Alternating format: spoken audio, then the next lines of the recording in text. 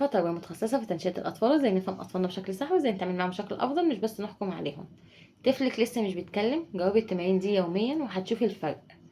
اتكلمي معاه بكلمات واضحة وبسيطة، زي بابا، ماما، تيتا، جدو، قلم، مسطرة، كتاب، قطة، كلب، أسد، وكرريها قدامه. اديله اختيارات: تفاح ولا موز، قلم ولا مسطرة، كتاب ولا كراسة، وخليه يختار ويشاور على الحاجة اللي هو عاوزها. العبي معاه أصوات، قولوا تعالى نلعب مع بعض، نقلد صوت الأسد، تعالى نقلد صوت القطة، وخليه يقلدك.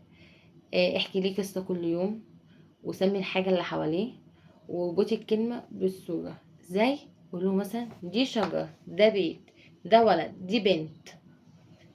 اسكتي شوية واستني رده، وابعدي عن التليفون والتلفزيون، والفرق هيبدأ من هنا. ومتنسيش تعملي لايك وشير وسبسكرايب للقناة عشان يوصلك كل جديد، وتفعلوا زر الجرس تحت.